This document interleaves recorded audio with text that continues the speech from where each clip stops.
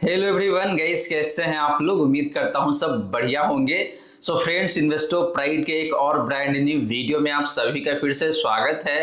And guys, आज के इस वीडियो में हम लोग बात करने वाले हैं small cap and mid cap funds के कॉम्बिनेशन के बारे में। जी हाँ दोस्तों, आपने बिल्कुल सही सुना। हम लोग बात करेंगे दो ऐसे फंड्स के बारे में जो कि स्मॉल कैप का है एंड मिड कैप कैटेगरी से बिलोंग करता है। एंड गाइस, सबसे अच्छी बात यहाँ पे ये है कि भाई इन दोनों कैटेगरी के जो फंड्स है, इन दोनों फंड्स के बीच में पोर्टफोलियो का जो ओवरलैपिंग है ये बहुत कम दिखने को मिलता है। और गाइस, परफॉर्मेंस तो काफी शानदार दिखने को मिल रहा है। मार्केट में गिरावट आई है, उसके बावजूद भी इन दोनों फंड्स का रिटर्न बेहद ही अच्छा निकल के आ रहा है। एंड मुझे उम्मीद है कि भाई आने वाले टाइम में ये दोनों ही small cap and mid cap funds आपको बेहद ही शानदार तरीके से पैसे बना के दे सकता है। तो चलिए गाइस, स्टार्ट करते हैं आज का video. But guys, video start करने से पहले फटाफट कर दीजिए इस वीडियो को लाइक।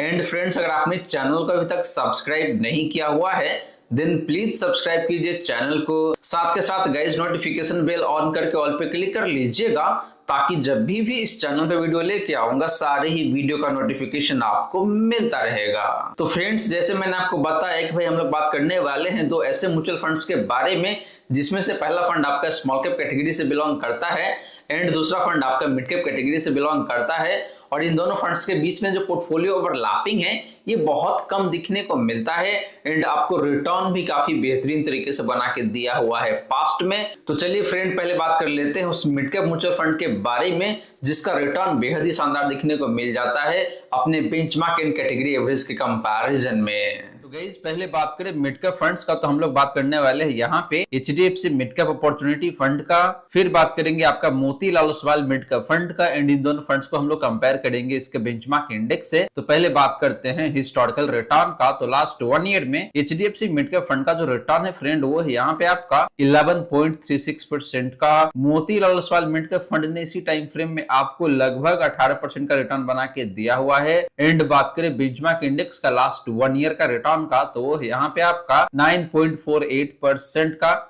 लगभग 9.5% का रिटर्न है बेंचमार्क इंडेक्स का लास्ट 1 ईयर में। तो गाइज, यहाँ पे देखें तो लास्ट के 1 ईयर में दोनों ही मिड कैप फंड्स का जो रिटर्न है अपने बेंचमार्क से बेहतर दिखने को मिल रहा है। हालांकि बात करें इन दोनों में से एक बेहतरीन फंड का जिसका रिटर्न लास्ट 1 ईयर में बेहतरीन है तो फंड है यहाँ पे आपके लिए Motilal Oswal mid cap fund, जिसने पिछले 1 साल में लगभग 18% के हिसाब से रिटर्न बना के दिया हुआ है। बात करें गाइस पिछले 3 सालों का रिटर्न का तो एचडीएफसी मिड कैप फंड का जो रिटर्न है पिछले 3 सालों का वो है यहाँ पे आपका 24.91% का, लगभग 25% का रिटर्न है। Motilal Oswal mid cap fund का पिछले 3 सालों का रिटर्न की बात करें तो वो यहाँ पे आपका 28.68% का। एंड बेंचमार्क ने इसी टाइम फ्रेम में आपको लगभग 20 से 20.5% का रिटर्न बना के दिया हुआ है। तो guys, similar to last 1 year पिछले 3 सालों में भी देखे तो इन दोनों ही मिड कैप फंड्स का जो रिटर्न है अपने बेंचमार्क से बेहतर दिखने को मिल रहा है। लेकिन बात करें इन दोनों में से एक बेहतरीन फंड का जिसका रिटर्न पिछले 3 सालों में शानदार है तो फंड यहाँ पे आपके लिए again Motilal Oswal mid cap fund, जिसने आपको लगभग 28.5% परिणाम के हिसाब से रिटर्न बना के दिया हुआ है पिछले 3 सालों में। बात करें गाइस पिछले 5 सालों का रिटर्न का तो एचडीएफसी मिड कैप फंड का जो रिटर्न है पिछले 5 सालों का वो है यहाँ पे आपका 35.67% का। Motilal Oswal mid cap fund का जो रिटर्न है पिछले 5 सालों का वो है यहाँ पे आपका 38.49% का। एंड बेंचमार्क इंडेक्स का जो रिटर्न है पिछले 5 सालों का वो है यहाँ पे आपका 34.71% का। तो friends, similar to last 1 year and last 3 year पिछले 5 सालों में भी देखे तो दोनों ही मिड कैप फंड्स का रिटर्न अपने बेंचमार्क से मार्जिनली बेहतर ही दिखने को मिल रहा है। लेकिन बात करें इन दोनों में से एक बेहतरीन फंड का जिसका रिटर्न अगेन पिछले 5 सालों में भी शानदार है तो फंड है यहाँ पे आपके लिए again Motilal Oswal mid cap fund.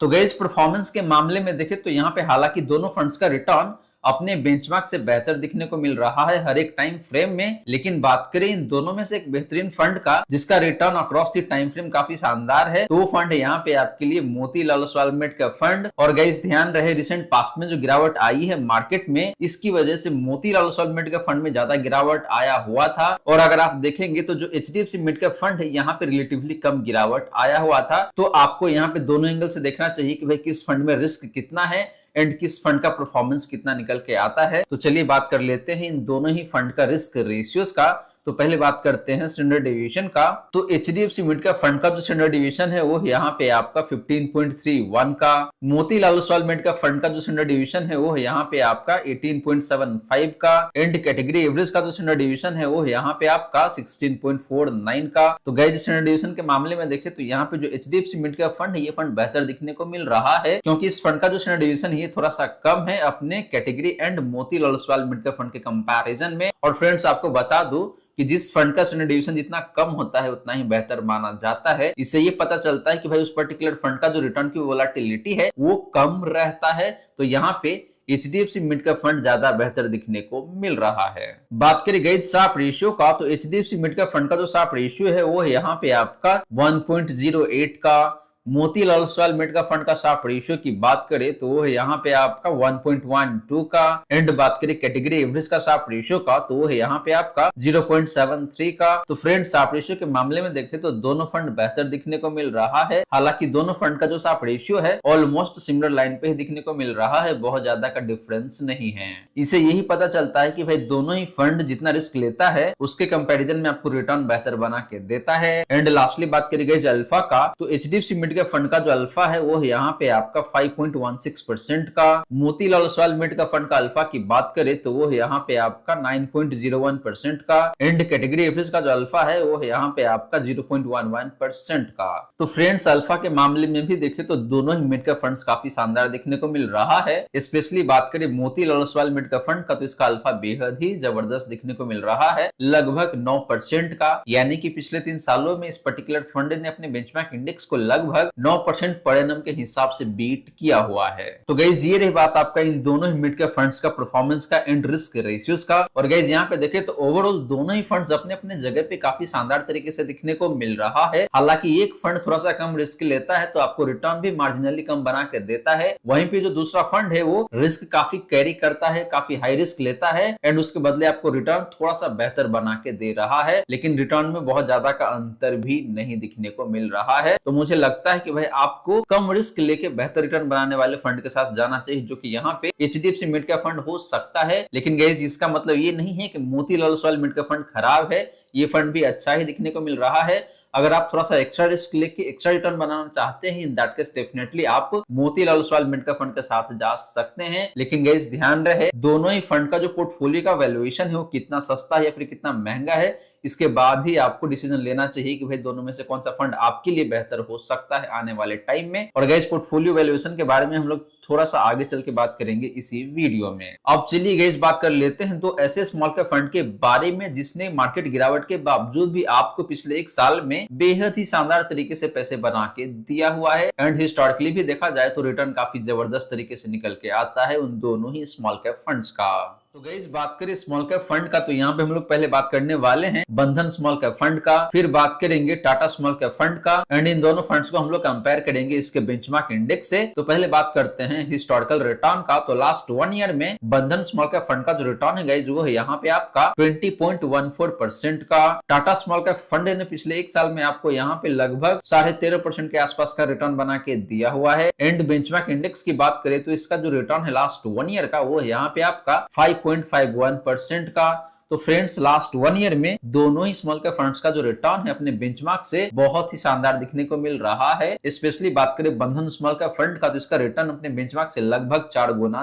बेहतर है। बात करी गई पिछले 3 सालों का रिटर्न का, तो बंधन स्मॉल कैप फंड का जो रिटर्न है पिछले 3 सालों का वो है यहाँ पे आपका 25.78% का। टाटा स्मॉल कैप फंड ने इसी टाइम फ्रेम में आपको लगभग 23% का रिटर्न बना के दिया हुआ है। एंड बात करें बेंचमार्क इंडेक्स का, तो इसका जो रिटर्न है पिछले 3 सालों का वो है यहाँ पे आपका 17.7% का। तो guys similar to last 1 year पिछले 3 सालों में भी देखें तो दोनों ही स्मॉल कैप फंड्स का जो रिटर्न है अपने बेंचमार्क से काफी जबरदस्त दिखने को मिल रहा है। स्पेशली बात करें बंधन स्मॉल कैप फंड का तो इसका रिटर्न लगभग 26 से 27% के आसपास का दिखने को मिल रहा है। And Tata small cap fund का भी जो रिटर्न पिछले 3 सालों का ये भी अच्छा ही दिखने को मिल रहा है। बात करें फ्रेंड पिछले 5 सालों का रिटर्न का, तो बंधन स्मॉल कैप फंड का जो रिटर्न है पिछले 5 सालों का वो है यहाँ पे आपका 38.13% का। टाटा स्मॉल कैप फंड का पिछले 5 सालों का रिटर्न की बात करें तो वो है यहाँ पे आपका 38.42% का। एंड बेंचमार्क का जो रिटर्न है पिछले 5 सालों का वो निकल के आता है यहाँ पे आपका 36.67% का। तो friends in contrary to last 1 year and last 3 year, last 5 year में देखे तो यहाँ पे टाटा स्मॉल कैप फंड का जो रिटर्न है अपने बेंचमार्क एज वेल एज बंधन स्मॉल कैप फंड दोनों के कंपैरिजन में बेहतर दिखने को मिल रहा है। हालांकि बंधन स्मॉल कैप फंड का भी जो रिटर्न है पिछले 5 सालों का ये भी काफी बेहतरीन दिखने को मिल रहा है। एंड इन दोनों फंड्स के रिटर्न के बीच में जो डिफरेंस है बहुत मार्जिनल सा डिफरेंस है। तो दोनों फंड ऑलमोस्ट सिमिलर लाइन पे परफॉर्म करके दिया हुआ है पिछले 5 सालों में। तो गाइस परफॉर्मेंस के मामले में देखे तो यहाँ पे दोनों ही स्मॉल कैप फंड्स देखे तो काफी शानदार दिखने को मिल जाता है across the time frame. And दोनों ही फंड्स ने अपने बेंचमार्क इंडेक्स को सारे ही टाइम फ्रेम में काफी अच्छे खासे मार्जिन से बीट किया हुआ है।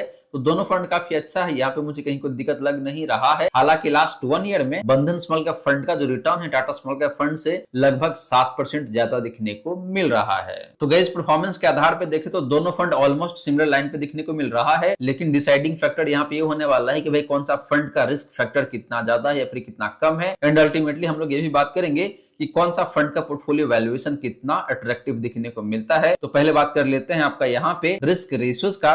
तो बात करें सबसे पहले स्टैंडर्ड डिवीजन का, तो बंधन स्मॉल कैप फंड का जो स्टैंडर्ड डिवीजन है वो है यहाँ पे आपका 18.31 का। टाटा स्मॉल कैप फंड का स्टैंडर्ड डिवीजन की बात करें तो वो है यहाँ पे आपका 15.89 का। एंड बात करें कैटेगरी एवरेज का स्टैंडर्ड डिवीजन का तो वो है यहाँ पे आपका 17.56 का। तो friends Tata small cap fund का जो स्टैंडर्ड डिवीजन है यहाँ पे बेहतर दिखने को मिल रहा है। एंड जैसे मैंने आपको ऑलरेडी बताया है कि भाई जिस फंड का स्टैंडर्ड डिवीजन जितना कम होता है उतना ही बेहतर रहता है, उस फंड का रिटर्न की वोलेटिलिटी उतना ही कम निकल के आता है। तो यहाँ पे टाटा स्मॉल कैप फंड बेहतर दिखने को मिल रहा है। बात करी गई साफ रेशियो का, तो बंधन स्मॉल कैप फंड का जो साफ रेशियो है वो यहाँ पे आपका 0.99 का। टाटा स्मॉल कैप फंड का साफ रेशियो की बात करें तो वो है यहाँ पे आपका 0.91 का। एंड कैटेगरी का जो साफ रेशियो है वो है यहाँ पे आपका 0.65 का। तो फ्रेंड्स साफ रेशियो भी देखे तो ऑलमोस्ट सिमिलर लाइन पे दिखने को मिल रहा है, बहुत ज्यादा का अंतर नहीं है। तो दोनों फंड अपने अपने जगह पे अच्छा ही दिखने को मिल रहा है साफ रेशियो के मामले में। एंड लास्टली बात करी गई अल्फा का, तो बंधन स्मॉल कैप फंड का जो अल्फा है वो यहाँ पे आपका 8.15% का।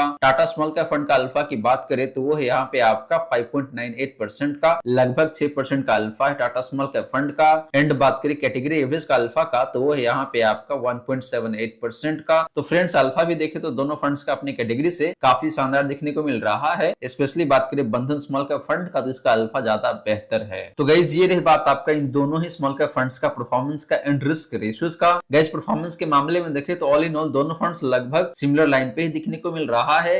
एंड सिमिलर सा कहानी है रिस्क फैक्टर के मामले में भी। हालांकि बंधन स्मॉल कैप फंड का जो स्टैंडर्ड डिवीजन है ये थोड़ा सा हाइयर साइड में जरूर दिखने को मिलता है, लेकिन जैसे ही आप बात करते हैं साफ रेशियो का या फिर अल्फा का, तो इस फंड का जो साफ रेशियो है या फिर अल्फा है ये काफी बेहतरीन दिखने को मिल जाता है। तो एक फंड थोड़ा सा हायर रिस्क की कैटेगरी में आता है और दूसरा फंड थोड़ा सा कम रिस्क कैरी करता है, लेकिन आपको रिटर्न भी थोड़ा सा कम बना के देता है। तो आप अपने रिस्क प्रोफाइल को देखते हुए दोनों में से किसी एक फंड को चूज कर सकते हैं। लेकिन गाइस आपको इन दोनों फंड्स का जो पोर्टफोलियो वैल्यूएशन है उसको भी ध्यान देने की जरूरत है। तो चलिए गाइस अब बात कर लेते हैं आज के वीडियो में जो हमने 4 फंड्स के बारे में बात किया है उन चारों फंड्स का पोर्टफोलियो वैल्यूएशन का। तो गाइस बात करें पोर्टफोलियो वैल्यूएशन का, तो यहाँ पे हम लोग पहले बात करेंगे आपका पी रेशियो यानी कि प्राइस टू अर्निंग रेशियो का, फिर बात करेंगे पीबी रेशियो का यानी कि price to book value ratio का। तो बात करें पहला फंड यानी कि एचडीएफसी मिड कैप फंड का प्राइस टू अर्निंग रेशियो का, तो वो है यहाँ पे आपका 21.7 टाइम्स का। वहीं पे बात करें इस फंड का price to book value ratio का, तो वो लगभग 3 टाइम्स का दिखने को मिल रहा है। Motilal Oswal mid cap fund का प्राइस टू अर्निंग रेशियो की बात करें तो वो यहाँ पे आपका